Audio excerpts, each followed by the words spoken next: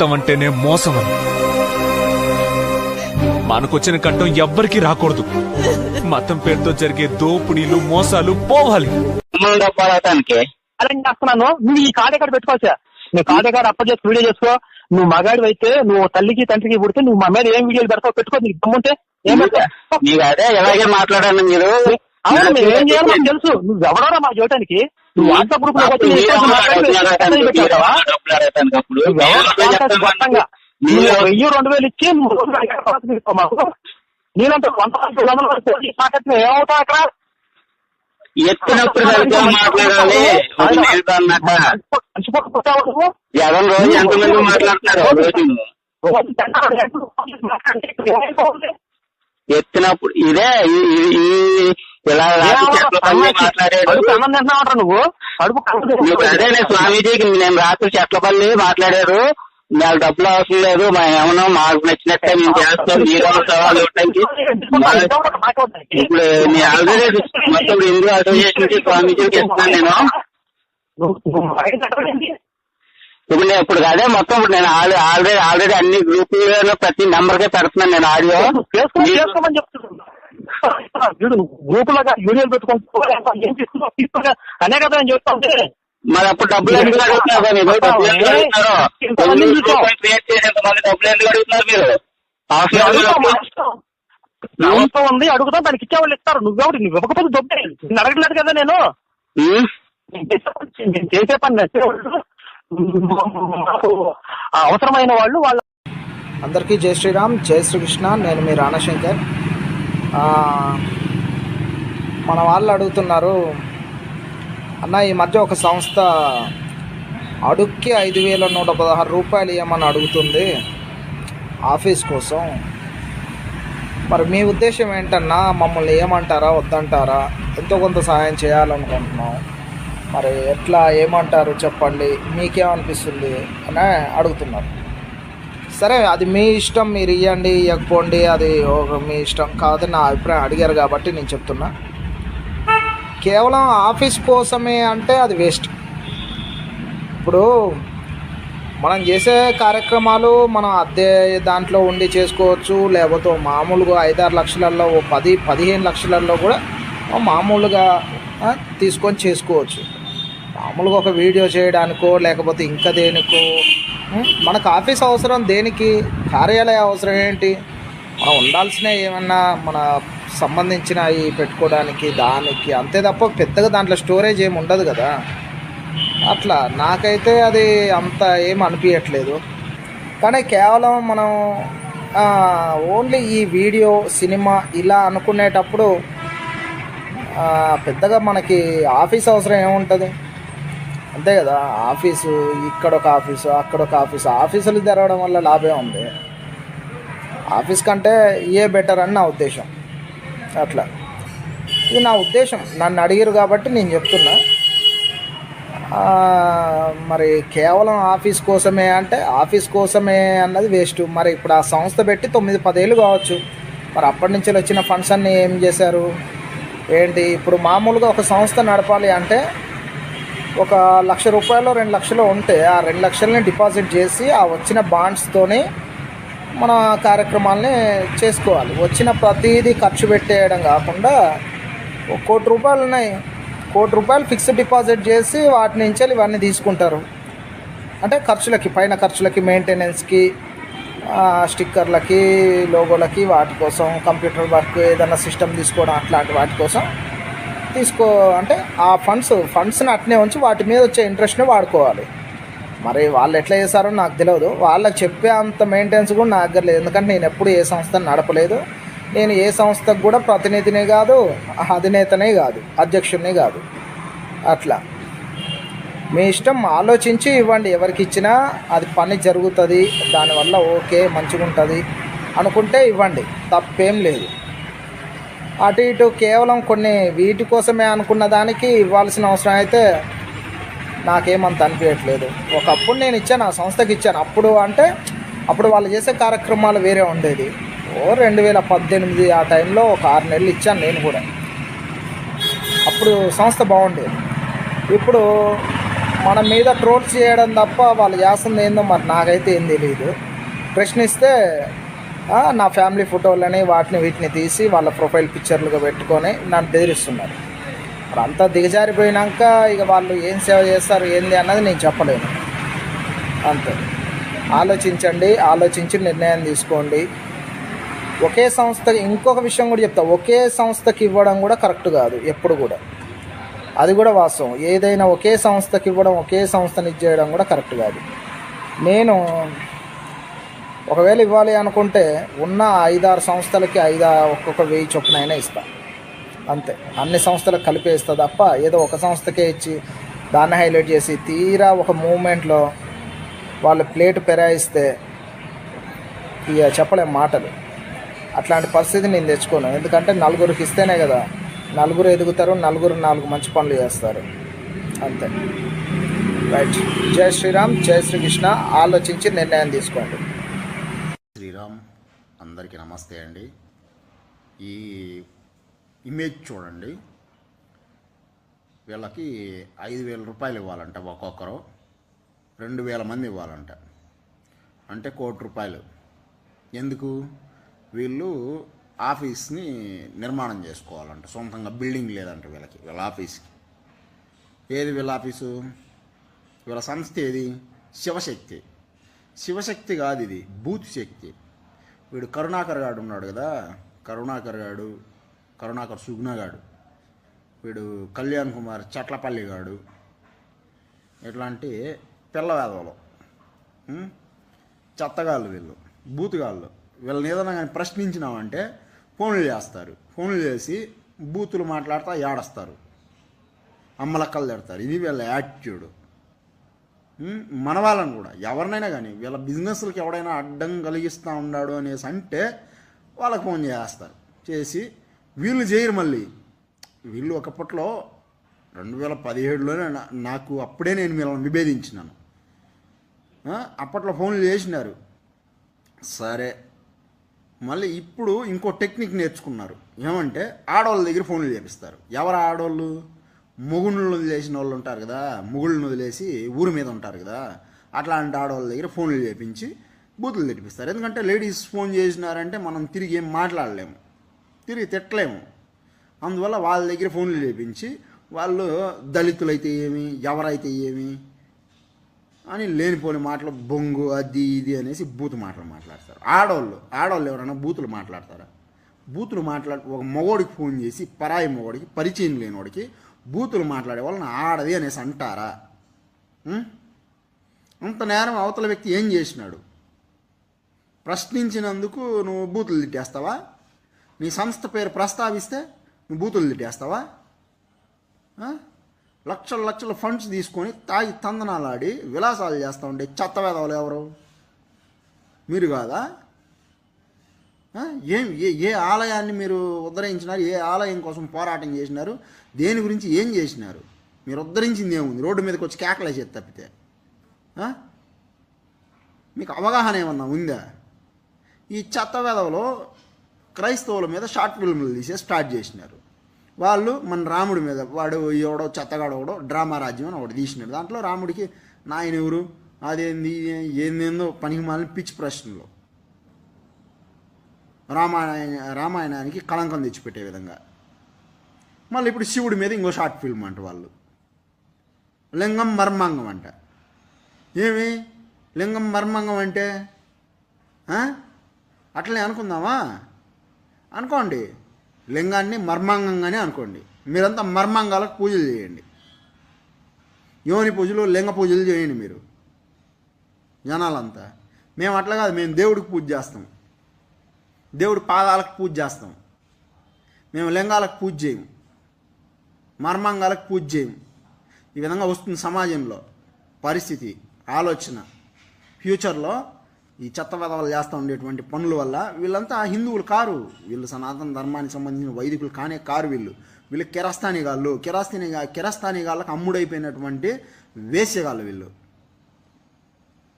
దరిద్రులు. వీళ్ళు ఈ శివశక్తి అనే సంస్థ, పనికిమాలిన శక్తులు ఈ హిందూ సంస్థలో పరమ దరిద్రంగా తయారై ఇంకా భ్రష్టు చేస్తూ ఉన్నాయి తప్పితే ఉద్ధరించింది ఏమీ లేదు. ఒక సమస్య మీద కూడా చట్టపరంగా దృష్టిలోకి వెళ్ళి పోరాటం చేసి సాధించుకుంది ఒక్కటి కూడా లేదు. చట్టపరంగా వెళ్ళి సాధించాలంటే తమాషా విషయం అవుతుందా? ఒక సుబ్రహ్మణ్య స్వామి వారు ఇట్లాంటి వాళ్ళు సుప్రీంకోర్టులో పోరాటాలు చేసి 10 సంవత్సరాల తరబడి పోరాటం చేసి ఎంతో కష్టాలు పడి కృషి నిరంతరం అసలు అంత చేస్తే అయోధ్యలో రామ మందిరం అనేది ఒక తీర్పు వచ్చింది. అది కోర్టుల్లో వ్యవహారాలంటే. వీళ్ళలాగా కోర్టులకు వెళ్ళిపోయినాం మేము అది సాధించేసి ఇజ్జా సాధించిన లేనిపోని మాటలు కల్పితాలను డప్పులు కొట్టుకునేది అవన్నీ కళ్ళబొల్లి కబుర్లు. వీళ్ళు చెప్పేది వీళ్ళ వ్యాపారాల కోసం ఫండ్స్ అడిగి వీడికి కరుణాకర్ గాడికి 5,000 ఇవ్వాలంట ఒక్కొక్కరు, 2,000 మంది. వీడికి మళ్ళీ ఫాలోవర్స్, వీడి పోస్టులో బిత్రి కామెంట్లు. వీళ్ళు ధర్మాన్ని ఉద్ధరించేస్తారు. ధర్మం అంటే స్పెల్లింగ్ తెలియదు చెత్తగాళ్ళకి. ఒక్కొన్ని చొప్పుతో కొట్టండి, చమడాలు వలవండి ఒక్కొన్ని. ఎవరైనా ఆడవాళ్ళు ఫోన్ చేసినా కూడా ఆలోచించొద్దండి, మాటకు మాట సమాధానం ఇవ్వండి. ఆడవాళ్ళు అయితే ఏం బూతులు తిట్టచ్చు చోట్ల అనేసి రాజ్యాంగంలో ఏమైనా పర్మిషన్ ఇచ్చినారా? ఆడవాళ్ళు మగవాళ్ళనంతా బూతులు తిట్టచ్చు అని రాజ్యాంగంలో ఏమన్నా ఇచ్చినారా? రైట్స్ ఏమన్నా రూల్స్ ఉందా? లేదు కదా. ఎదుటోళ్ళు మనల్ని తిడితే మనం కూడా తిడతాము. నువ్వు క్రైస్తవుల్ని ఎప్పుడు చూసినా తిడతానే, వాళ్ళని దూషిస్తానే, వాళ్ళని ద్వేషంతోనే చూస్తూ ఉన్నావు అనుకో, వాళ్ళని మాట అంటారా? వాళ్ళు కూడా తిరిగి తిడతారు. నువ్వు ఒక మాట అంటే వాళ్ళు కూడా ఒక మాట అంటారు. ఎందుకంటే వాడి కష్టం వాడు తింటాం, వాడి బతుకు వాడు బతుకుతూ ఉన్నాడు. నువ్వేం వాడికి తిండి పెట్టలేదు కదా, నువ్వేమన్నా వాడిని జీతం ఇచ్చి పెట్టుకున్నావా నీ మాట మీద దానికి? వాడు నువ్వు తిట్టిన వెంటనే వాడు భయపడుకొని పరిగెత్తుకొని వాడి మతం మారుకొని మళ్ళీ మన ధర్మంలోకి వచ్చేసేదానికి ఏదైనా ప్రేమతో మార్చుకోవాలి. నువ్వు బూతులు తిడితే ఎవ్వరు మాట్లాడరు, ఎవ్వరు వినరు, వాళ్ళు కూడా తిడతారు. నువ్వు కొడితే వాళ్ళు కూడా వాడతారు. నీ ఇంట్లో నీ బిడ్డ అయినా నీ మాట నువ్వు రోజు తిడతా ఉండు, వాడు చదువుతాడా? వాడికి ఏకాగ్రత వస్తుందా? రోజు తిడతా ఉండరు మనల్ని అనేసి వాడికి ఎంత బాధ అవుతుంది? బాధ అయ్యి వాడికి చదువు మీద వెళ్తుందా? రోజు కొడతా ఉంటే వాడు తిడతా ఉంటే ఇల్లు వదిలి వెళ్ళిపోతాడు, పారిపోతాడు, ఉండడు ఇంట్లో. ఇక్కడ జరిగింది కూడా ఇదే. ధర్మంలో, మన సనాతన ధర్మంలో జరిగినటువంటి వ్యవహారం కూడా ఇదే. ఇది ఎన్నో తరాల క్రితం నుంచి జరిగింది ఈ అసమానతలని. వీటిని మెల్లగా ప్రేమతో మార్చుకోవాలి. ప్రేమతో వెళ్ళదు. వాళ్ళు ఎవడన్నా దాడికి దిగి ఏదైనా నేరాలు ఘోరాలు చేసినారంటే మనం కూడా చట్టపరంగా వెళ్దాం, తీసుకెళ్దాం, చట్టం దృష్టిలోకి శిక్ష పడే విధంగా చేద్దాం, దాన్ని తీసుకొచ్చి మీడియాలో పెడదాం. అప్పుడు భయం ఉంటుంది. ఆ విధంగా వెళ్ళాలి. కానీ బూతులు తిట్టుకుంటా షార్ట్ ఫిల్ములు తీసుకుంటా ఉంటే వాళ్ళు ఎన్ని తీస్తూ ఉంటారు? నువ్వు ఒకటి తీస్తే వాళ్ళు 10 తీస్తారు. అప్పుడు బాగుంటుంది, మొహంలో పేడ వేయించుకునేలాగా అవుతుంది. ఈ చెత్త వేదవాళ్ళు, ఈ చెత్త పిల్ల భోజడికే పుల్ల మెసాలు తిప్పుకొని పిల్ల భోజడికే హిందూ సంస్థల వాళ్ళు చేస్తూ ఉంటే పనికి మాలిన పనులకి. మళ్ళీ వాడొకడున్నాడు, ఇంకా చెత్త వేదలు చాలామంది ఉన్నారు ఈ క్రిస్టియన్స్లో కూడా. ఎవడు మహాసేనగాడంట, వాడొక భోజడికేగాడు. వాడి వీడియోలు వాడు వస్తేనే మీసాలు తిప్పుకొని ఏదో వీడు పెద్ద పుడింగిగాళ్ళలాగా వీడి వీడియోలోనే జనాల్ని బెదిరించేసి అదిరించేసి వీడియోలోనే వీడు చంపేస్తాడు జనాల్ని. వీడియోలో నుంచే వీడు కొట్టేస్తాడు జనాల్ని, హిందువుల్ని. ఈ మహాసేనగాడు, బోసిడికేగాడు. పనికి మాలిన చేష్టలు, మీ కొజ్జాతనాలు, మీ కొక్కిరితనాలు వదలండి. ఎవడు భయపడ్డు, ఎవడు మీకు ఎవరో 10 మంది కామెంట్లు మీరు రాసుకున్నంత మాత్రాన మీలాంటి చక్కగాళ్ళు ఎవరు లేరు. మిమ్మల్ని నిలువురిస్తారు తప్పకుండా ప్రజలు. మీకు నడవదు. ఎవరు ఇట్లాంటి వాళ్ళని హర్షించకండి, ఎవరు ప్రోత్సహించకండి. అందరూ వీళ్ళని అన్సబ్స్క్రైబ్ చేసుకోండి, అన్లైక్ చేయండి వీళ్ళ పేజెస్కి అంతా. అవసరం లేదు ఇట్లాంటి వాళ్ళ వల్ల ఇసుమంతా కూడా ప్రయోజనం లేదు. నష్టం తప్పితే, కలహాలు గొడవలు తప్పితే ఏ మాత్రం ప్రయోజనం లేదు వీళ్ళ వల్ల. వీళ్ళందరూ పనికి మాలిన వాళ్ళు. వీళ్ళు మన ధర్మానికి చేటుని తెచ్చి పెడతారే కానీ మంచిని చెయ్యరు. మన ధర్మాన్ని ఉద్ధరించేదానికి, సంస్కరణ జరిగేదానికి వీళ్ళకి ఆలోచన లేదు, వీళ్ళకి అవగాహన కూడా లేదు, వీళ్ళకి ఆ సబ్జెక్టు కూడా తెలీదు. అట్లాంటి వాళ్ళు వీళ్ళంతా వ్యాపారం కోసం, డబ్బుల కోసం వచ్చినటువంటి వాళ్ళు. వీళ్ళు ఒరిజినల్ క్రిస్టియన్స్ వీళ్ళే క్రైస్తవులు. వీళ్ళే మత మార్పిడిలు అయిపోయేదానికి కారణం వీళ్ళే. మతాలు మారుతూ ఉండేది, మారుతూ ఉండేది, మార్చేది కూడా వీళ్ళే. వేరే వాళ్ళు ఎవరు కాదు. వేరే కార్యాచరణ ఉంది. మత మార్పిడులు జరగకుండా ఉండాలంటే వేరే కార్యాచరణలు ఉన్నాయి. అవి వీళ్ళకి తెలీదు. ఆ మార్గాలు కూడా వీళ్ళకి తెలియదు. వీళ్ళు కానీ ఆ విధంగా కానీ ఆ కార్యాచరణలో దిగినారంటే వీళ్ళని చొప్పులతో కొడతారు. వీళ్ళు అట్లాంటి చోట్లకు వెళ్ళలేరు, ఏం చెయ్యలేరు. వీళ్ళు భయం వీళ్ళకి.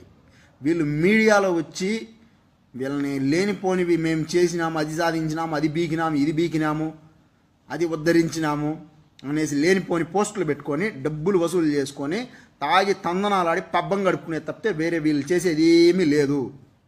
ఎవ్వరూ నమ్మద్దండి. ఇప్పటికైనా ప్రజలు తెలుసుకోండి. అదే చెప్పాలనుకుంది. ఓకే, జై శ్రీరామ్.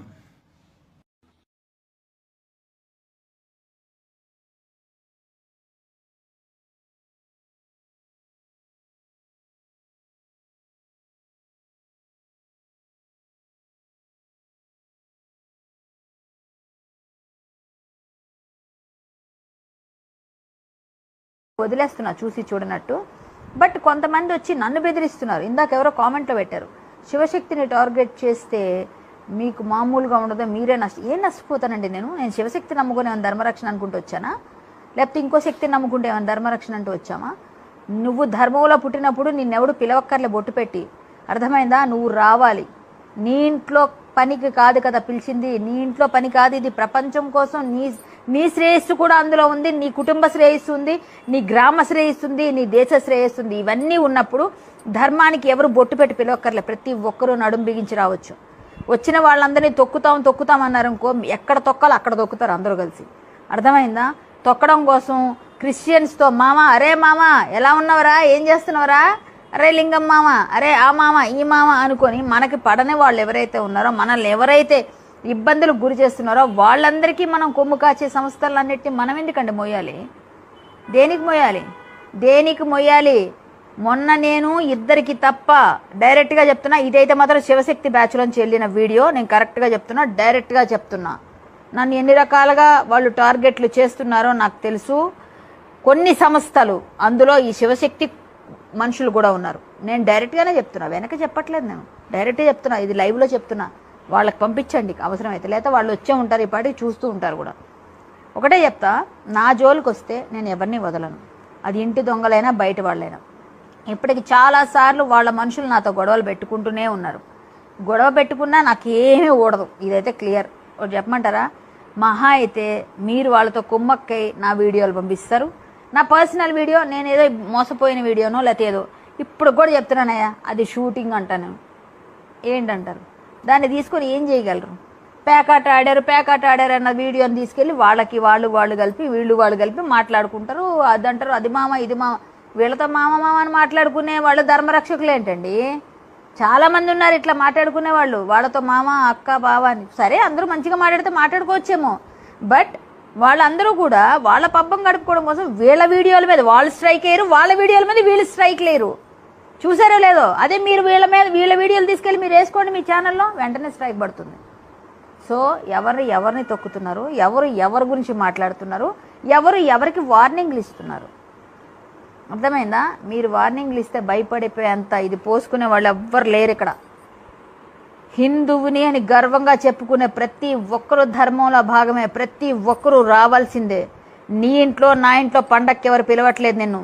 దేశ రక్షణ, దేశం కోసం ఈరోజు నువ్వు గట్టిగా మాట్లాడలేకపోతే రేపొద్దున నీ ఉనికి కూడా కరువు అవుతుంది. ఇలాంటి వాళ్ళందరూ కూడా తమ పబ్బం గడుపుకోవడం కోసం, తమ బిల్డింగులు కట్టుకోవడం కోసం, తమ తాలూకా ప్రాభవం చాటుకోవడం కోసం నిన్ను వాడుకుంటున్నారు. అది తెలుసుకో. అదే నేను చెప్తున్న మాట, అర్థమైందా? దానికి నేను అందరికీ చెడ్డవుతాను. దానికి నాతోని ఒక పిల్ల బచ్చా బ్యాచ్లు ఉంటాయి. పిల్ల బచ్చా బ్యాచ్, ఒక పొట్టి ముత్తేష్ గాడో, ఒక గుండాగాడో, ఒక అంతగాడో, అనంత లోకాలని ఏదో పేరుంది నాకు తెలియదు, అలాంటి వాడో, ఇంకొకడో ఎంతమంది పుడితే అంతమందికి సమాధానం చెప్పగల ఆదిశక్తులు పుడతారు ఇక్కడ. అది తెలియట్లేదు మీకు. కన్నెర్ర చేస్తే ఎగిరిపోతారు అవతలకి. ధర్మం పేరు చెప్పుకొని ధర్మభక్షణ చేసే ప్రతి ఒక్కడికి కబడ్దార్ అంటా నేను. కన్ఫామ్గా చెప్తున్నా. ఏ శక్తులు ఎవరిని ఏమీ చేయలేరు. కొన్ని శక్తులు అన్నా కొన్ని సంస్థలు చేస్తున్న దందాలు అందరికీ తెలుసు. బట్ ఎవరు మాట్లాడు, నేను మాట్లాడతా అంతే. వాళ్ళ పక్కకి వెళ్ళి వాళ్ళ దగ్గర అక్క తొక్క అనుకుంటూ మాట్లాడతారు, ఇక్కడికి వచ్చి అక్క తొక్క అని మాట్లాడతారు, అక్కడ పెడతారు. అది మీకు తెలియట్లేదు జనాల్లో. అర్థమైందా? డైరెక్ట్గా చెప్తున్నా, నన్ను ఎవరైతే బెదిరిద్దామనుకుని నా దగ్గర కామెంట్లు పెట్టడానికి వస్తున్నారో మీరు ఒరిజినల్ ఫొటోస్తో రండి. సిగ్గుంటే ఒరిజినల్ ఫొటోస్ పెట్టుకొని రండి. ఫేక్ ఐడీస్తో వచ్చేవాడు ఫేక్ గాళ్ళు నా కాంపౌండ్ అడుగు పెట్టడానికి కూడా పనికిరారు. ప్రతిరోజు ఇంకా బ్లాక్ చేసేస్తా ప్రతి దానికి. అర్థమైందా? ఫేక్ గాళ్ళని నేను బ్లాక్ చేస్తా. అవసరం లేదు మీతో నాకు డిస్కషన్ పెట్టుకొని మీతోని వెనకొక మొహం ముందోహం పెట్టుకొని మాట్లాడి ఫేక్ గాళ్ళతో మాట్లాడాల్సిన అవసరమే నాకు లేదు. అర్థమైందా? మొన్న వీడియో శివశక్తిలో పనిచేసే కొంతమంది పిల్ల బచ్చా గాళ్లే ఇచ్చారు. అర్థమైందా? అది ఆ సంస్థ తరపున తెలిసిన మనుషులు దానికి సపోర్ట్ చేశారు. వాళ్ళు దానికి సమాధానం చెప్పినప్పుడు నేను మాట్లాడతా. అంతవరకు ఏం శివశక్తిని టార్గెట్ చేస్తున్నావా, ఇంకో శక్తిని టార్గెట్ చేస్తున్నావా అని మీరు అడగడానికి మీరు సరిపోరు. అర్థమైందా? ఓకే, ఒకసారి స్ట్రైట్ క్వశ్చన్ వేస్తున్నా. శివశక్తి వాళ్ళు కంట్రిబ్యూట్ చేయలేదు, ధర్మం కోసం పాటుపడలేదని నేను అనను. ఎందుకంటే స్టార్టింగ్లో వాళ్ళు చేసి ఉండొచ్చు. సరే, ఒక మాట అడుగుతానయ్యా స్ట్రైట్గా. వాళ్ళు అప్పుడు చేశారు, కరెక్టే. తర్వాత గ్రూప్స్ పెట్టుకున్నారు, అన్ని చేశారు, అంతా ఇప్పుడు కూడా చేస్తున్నారు. మరి యూట్యూబ్లో నువ్వు తిడితేనే కదా అవతల వాళ్ళు తిడుతున్నారు మనల్ని. మరి నువ్వు తిడుతున్నావు అంటే అవతల వాళ్ళు తిడతారు, వాళ్ళకి సమాధానం అని నువ్వు ఒకటి చేస్తున్నావు. సో నువ్వు బాగానే ఉన్నారు, మీరు బాగానే ఉంటున్నారు. ఎవరెవరైతే వీడియోలు చేసుకుంటున్నారు వాళ్ళందరి గురించి చెప్తున్నా. నువ్వు బాగానే చేస్తున్నావు వీడియో, వాళ్ళ మీద నీ మీద వీడియో బాగానే చేస్తున్నారు. నువ్వు వాళ్ళ మీద స్ట్రైక్ అయ్యవు, వాళ్ళ నీ మీద స్ట్రైక్ అయ్యారు. వాళ్ళు నిన్నేం కేసులు వేయరు, నువ్వు వాళ్ళ మీద కేసులు అయ్యవు. ఒక్కళ్ళు తిట్టినట్టు ఒక వీడియో రాదు. బట్ మిగిలిన వాళ్ళందరూ కూడా సఫర్ అవుతూ ఉంటారు హిందువులు. ఇప్పుడు ఏమీ చేయకుండా గట్టిగా మేము అడిగిన వాళ్ళందరం మా మీద కేసులు వేయించుకుంటున్నాం. ఇప్పుడు నా మీద కేసు అవ్వదు. ఇప్పుడు ఒక మాట చెప్తానండి, మొన్న అతను ఎవరు అరెస్ట్ అయ్యాడు, సరే అతను టైం వచ్చింది, అతను అరెస్ట్ అయ్యాడు. రేపొద్దున కళ్యాణి టైం వస్తుంది, రేపొద్దున ఇంకొకరి టైం వస్తుంది, టైం వస్తుంది, వాళ్ళు కూడా అరెస్ట్ అవుతారు కదా.